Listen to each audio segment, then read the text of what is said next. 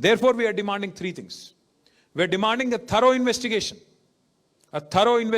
by Election Commission of India on the entire 23,000 votes which have been added ever since assembly elections, number one.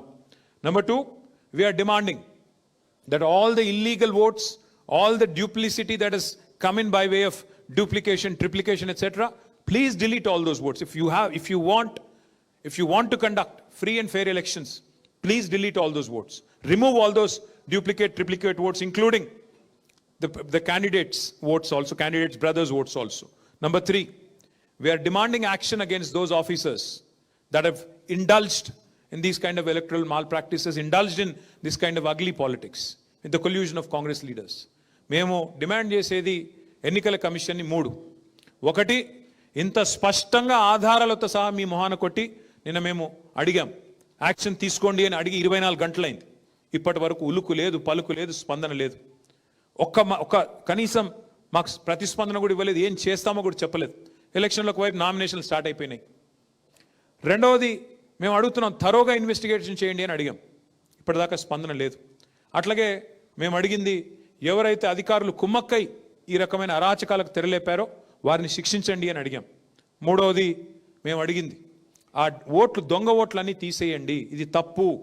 అభ్యర్థి సొంత తమ్ముడికే 3 ఓట్లు ఉంటే ఇదేమెన్నిక, ఇదెక్కడ ఎన్నిక అని చెప్పి అడుగుతున్నాము. న్యాయం కోసం డిమాండ్ చేస్తున్నాము. మరి మాకైతే ఎలక్షన్ కమిషన్ మీద నమ్మకం లేదు, ఎందుకంటే వాళ్ళు బీజేపీతో కొల్లుడై, కాంగ్రెస్తో ఎక్కడ అధికారంలో ఉంటే వాళ్ళతో కొల్లుడై పనిచేసే సంస్థ. కాబట్టి మరి ఇంకా గత్యంతరం లేదంటే కోర్టుకు పోతాం, రేపు కోర్టులో కూడా పోరాటం చేస్తాం. ఇన్ని ఆధారాలు ఉన్నాయి, స్పష్టమైన ఆధారాలు ఉన్నాయి. ఇవన్నీ ప్రజల ముందు పెడుతున్నాం, మీడియా ముందు పెడుతున్నాం. మీరు కూడా ఆలోచించాలని కోరుతున్నాం. ఎన్నికల కమిషన్ ఇప్పటికైనా స్పందించాలని కోరుతున్నాం. ఎన్నికల కమిషన్ ఇప్పటికైనా మేల్కొనాలి. Chief election commissioner should respond. This is a serious issue, a grave offence. Your credibility is under question. Your credibility is being questioned in Bihar. Your credibility is being questioned in Telangana. Please respond, Mr. Gyanesh Kumar. Respond करो आप inquiry करो.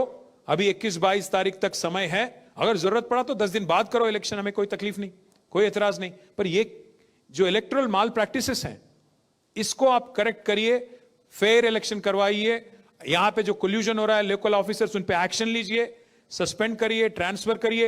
जिन्होंने भी ये हरकत की है उनको आप पनिश कीजिए, यही हमारी मांग है. ఇదేనా లాస్ట్ స్లైడ్, ఇంకేమైనా ఉన్నాయా? మొత్తానికి ఈ ఓట్ చోరీ భాగోతం ఏదైతే తెలంగాణలో జరుగుతున్నదో స్పష్టంగా ఆధారాలతో సహా మరి మీ ముందు పెట్టిన తర్వాత దయచేసి మీడియాను కూడా కోరుతా ఉన్నా. నిన్న మొన్న కొంతమంది అధికారులు ఏదో దీన్ని కవరప్ చేసే ప్రయత్నం చేస్తున్నారు.